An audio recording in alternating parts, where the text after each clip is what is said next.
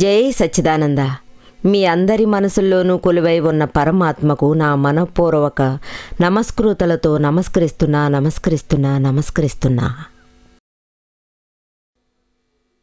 ఈరోజు కూడా అమ్మా నాన్న పిల్లల వ్యవహారాల గురించి మాట్లాడబోతున్నాం.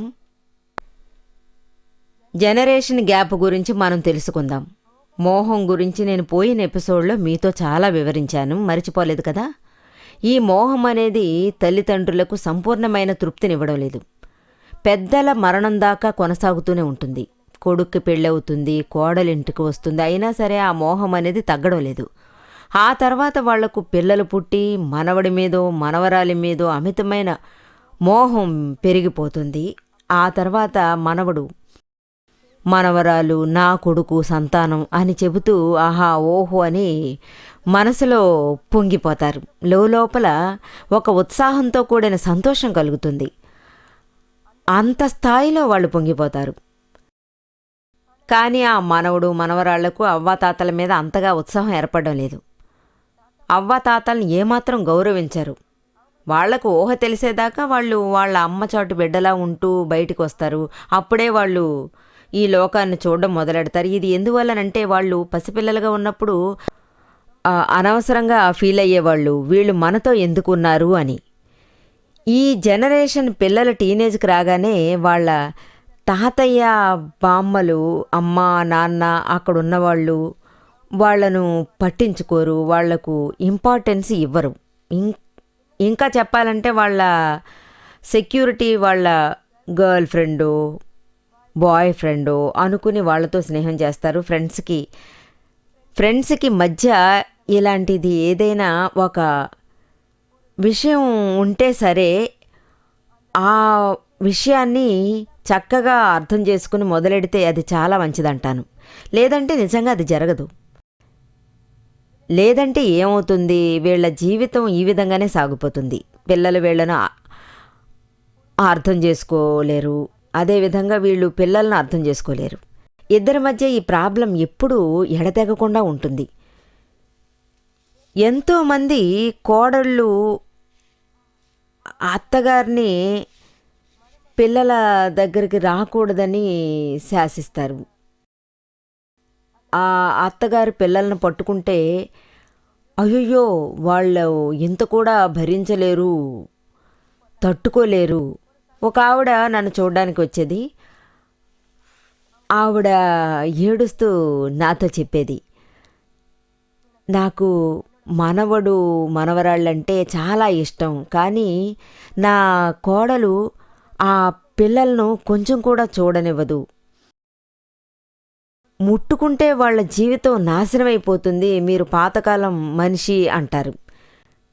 మీరు అసలే చాలా గలీజ్ మనిషి, అందువల్ల పిల్లల్ని గలీజ్ చేస్తారు. మీరు దూరంగా ఉండడం మంచిదని నా ఉద్దేశం. పాపం ఆవిడ ఏం చెప్పగలదు?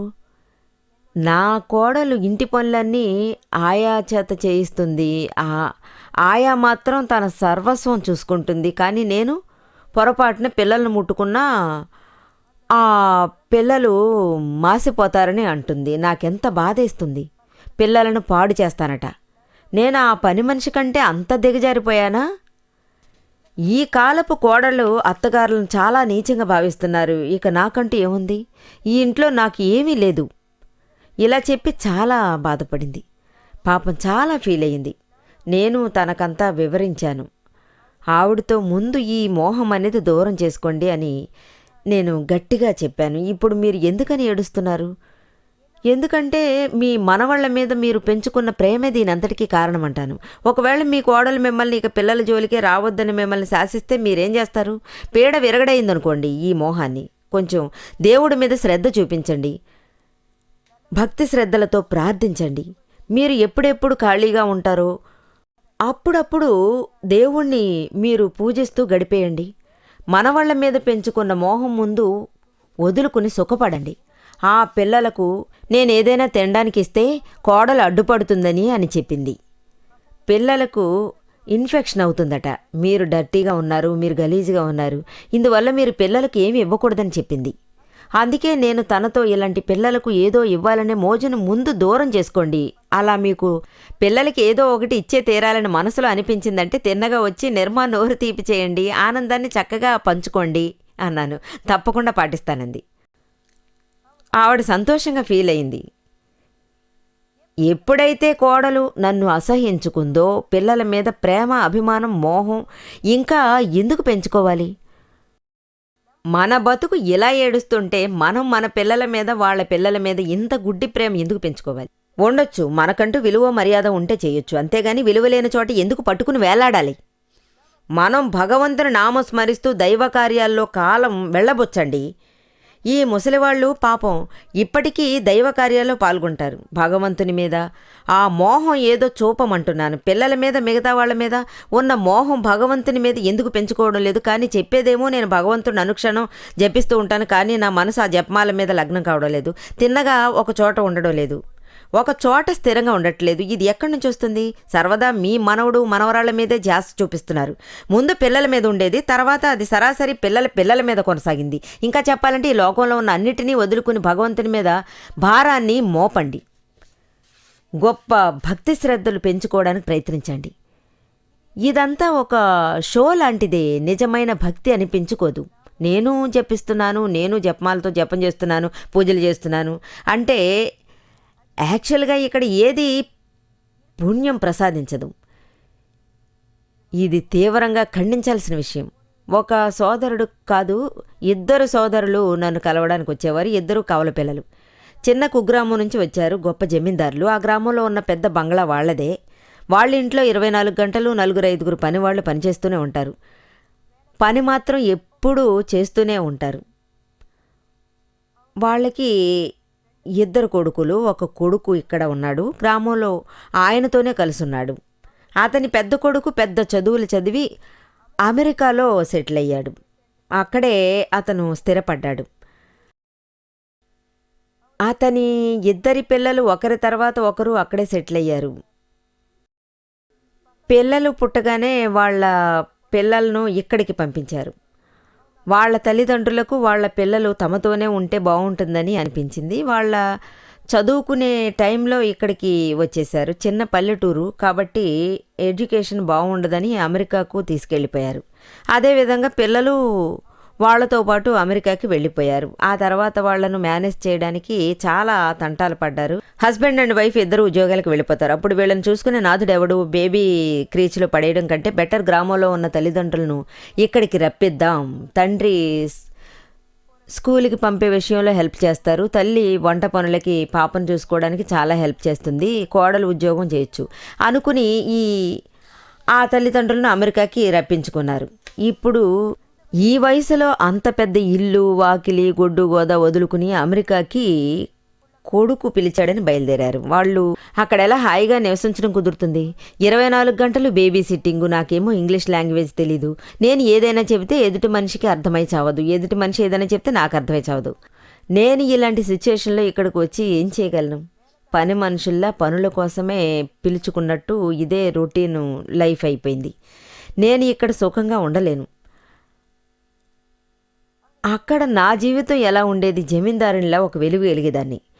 ఇంట్లో పాలేర్ల మీద గొప్పగా అజమాయిషీ చేసేదాన్ని, వాళ్ళందరి చేత పని చేయించుకునేదాన్ని. బట్ ఇక్కడ ఏమంటారా అంటే నేనే ఒక పని మనిషిలా చాకరీ చేస్తున్నాను. చాలా ఇబ్బందిగా ఉంది. ఏ పని చేయలేకపోతున్నాను, ఏ ఒక్క ప్రదేశానికి నేను వెళ్ళలేకపోతున్నాను. టికెట్లు దొరకడం లేదు, అది ఇది అని సాకులు చెప్పి 3 ఏళ్ళు కాలం వెళ్ళబుచ్చారు. కానీ వీళ్ళేం చేశారు? పాపం మన కొడుకే కదా, చేస్తే అరిగిపోతామా అని వాళ్ళని ఏమనకుండా అలాగే చేస్తూ గడిపారు. 1-2 సార్లు పంపించాలి, ఏకంగా 3 ఏళ్ళు పంపకుండా కూర్చోబెట్టేశారు. పాపం ఆయన ఎక్కడికి వెళ్ళలేక పిచ్చి పట్టిన వాడిలా తయారయ్యాడు. ప్రతిసారి ఫోన్ చేసేటప్పుడు నా జీవితం ఎలా ఉందని ఏడుస్తూ అడిగేవారు. నేను ఎప్పుడు అక్కడికి వెళ్ళగలను? నాకు ఇక్కడ కొంచెం కూడా ఇష్టం లేదు. కోడలు ఏమంటుందా అన్నారు. అంతా నా నెత్తిని వేసి తప్పుకుంటోంది. బేబీ సిట్టింగ్ అని తాడేస్తుంది. నాకెప్పుడు ఆ ఊరు, జోరు, ఇల్లు, వాకిలి, పంట పొలాలన్నీ గుర్తుకొస్తున్నాయి. కానీ పిల్లల మీద ఉన్న మమకారం నన్ను కదలనివ్వడం లేదు. ఈ మమకారం 2 వైపులా శిక్షిస్తూనే ఉంది.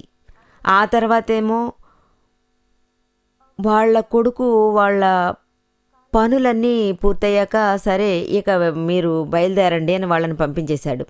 ఈ మోహం ఎలా పని చేయించుకుందో చూసారా? అంటే ఈ అవ్వాతాతల మీద పెంచుకున్న మోహం భలే గొప్పది. ముసలవాళ్లకు ఉన్న మోహం ఎప్పటికీ దూరం కానిది. మనసులో వాళ్ళ ధ్యాసే మెదులుతుంది, మనవళ్ల మీదే సంచరిస్తుంది. మోహంలో పడి ఈ లోకమే మరిచిపోతున్నారు. మోహం వల్లే ఈ పగ, ప్రతీకారం సర్వం తలెత్తేది.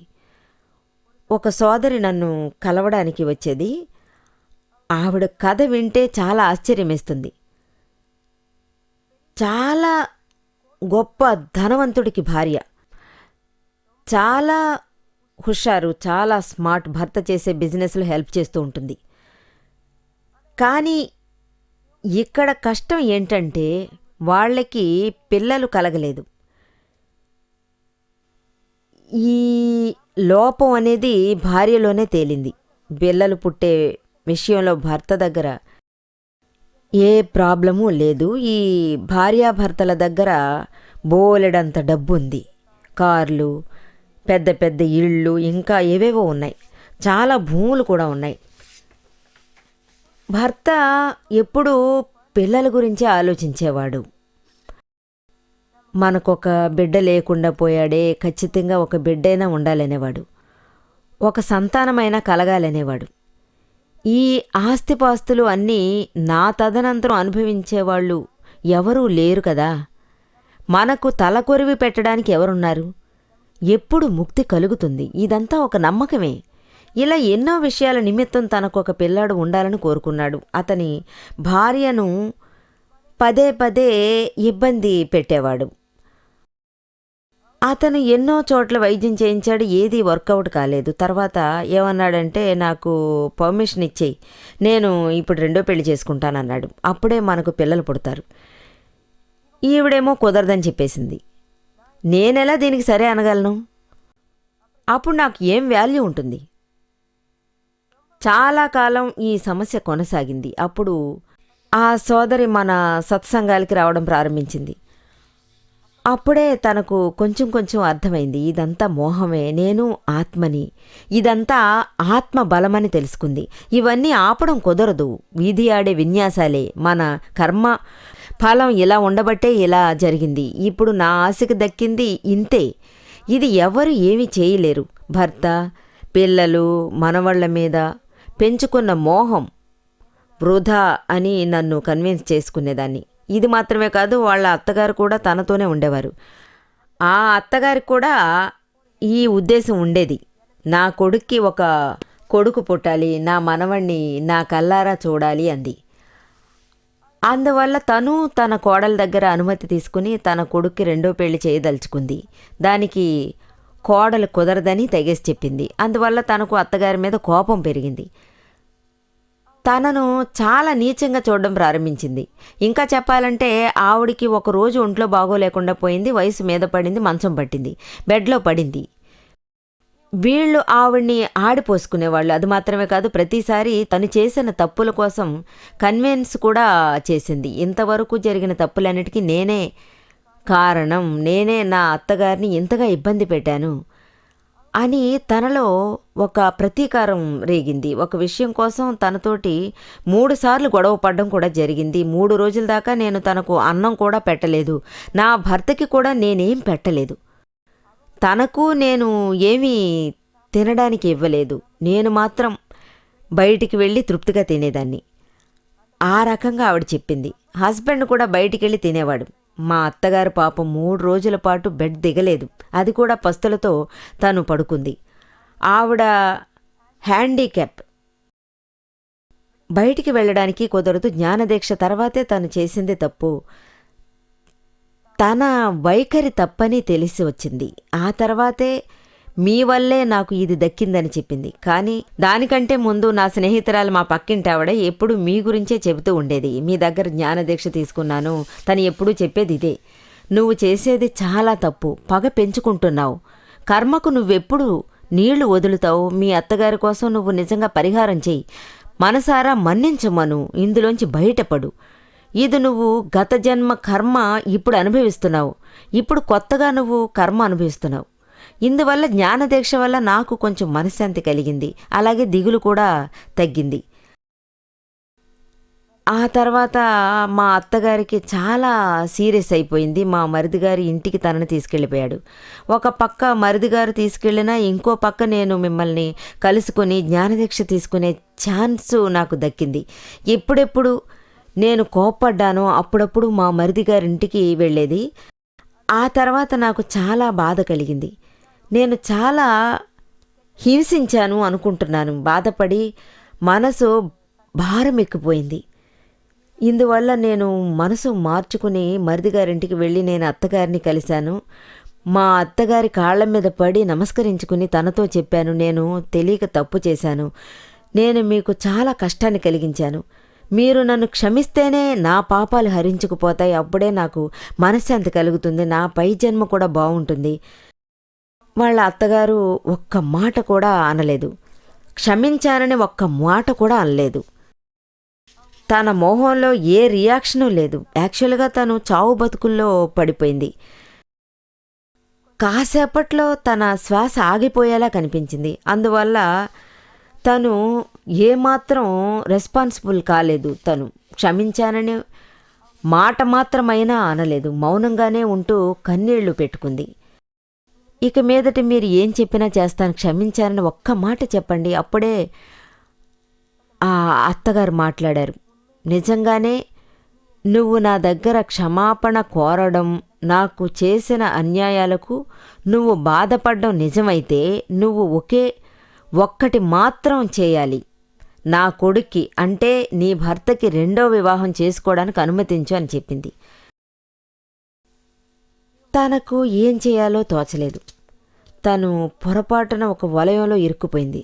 తను మనస్ఫూర్తిగా బాధపడింది. అందువల్ల ఆవిడ ఈ కర్మల నుంచి బయటపడతానని చెబితే మా అత్తగారు పెంచుకున్న పగ నుంచి నిజంగా నేను బయటపడడం ఖాయం. అందువల్ల నా భర్త 2వ పెళ్ళి చేసుకోవడానికి అనుమతిస్తానని చెప్పింది. వాళ్ళ అత్తగారు చాలా తెలివిగా నువ్వు నాకు మాట ఇవ్వు అని మాట తీసుకుంది.